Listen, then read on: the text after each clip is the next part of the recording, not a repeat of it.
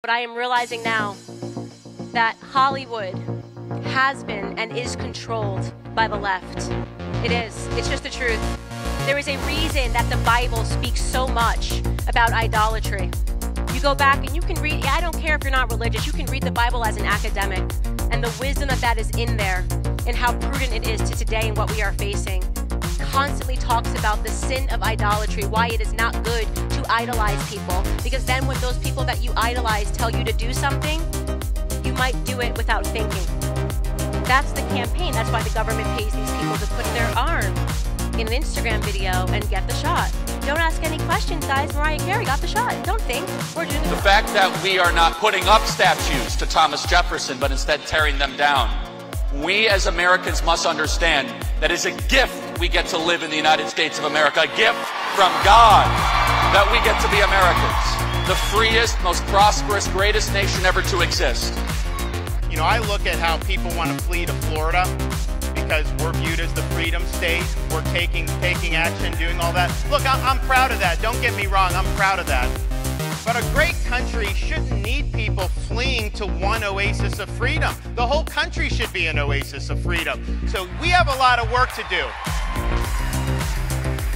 Regardless of where you were born, regardless of the melanin content of your skin, what God you worship, what sexual organs you have, we don't care.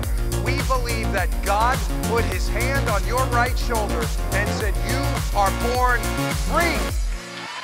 Free. You're born free. Yes. You were born free. And there's nothing government can do about that.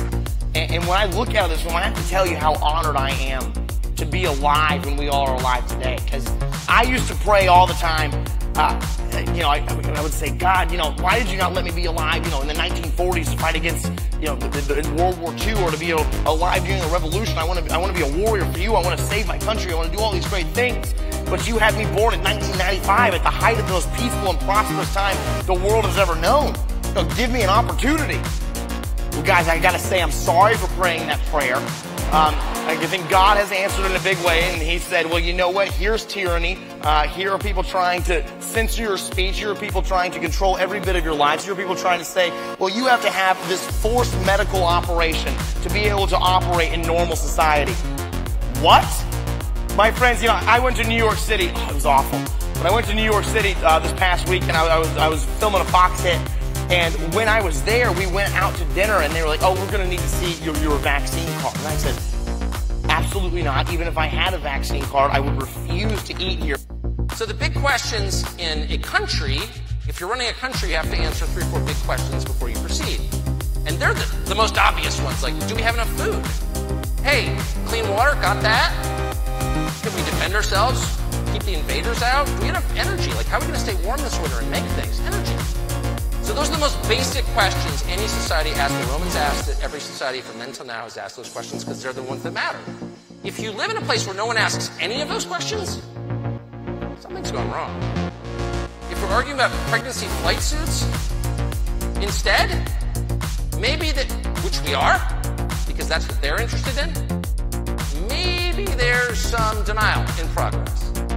And on the individual level, the questions that really matter: how are my children? Are they happy? Are they thriving? Are they independent of me, which is the point of parenthood, to make your children independent? That's the point. Are they all of those things? Will they find a mate so they can do what I did to create them in the first place, which is reproduce and continue my family after I die, as noted? And the last question is, by the way, die, I'm going to die. What happens then? So those are the questions. Those are the questions that have transfixed every society from the moment we left caves, and probably even before. This is how we take back culture. We raise great children. We have beautiful families. We love our spouses. We say no to the trash that culture tries to feed us to give us destroyed, sad lives.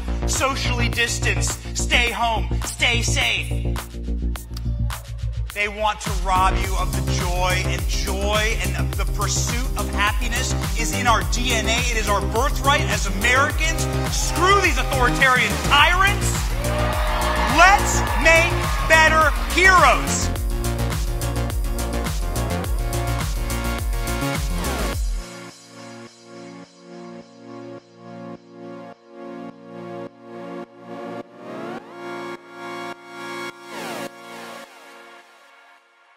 This is Charlie Kirk, founder and CEO of Turning Point USA. If you liked this video, be sure to subscribe to our YouTube channel at Turning Point USA.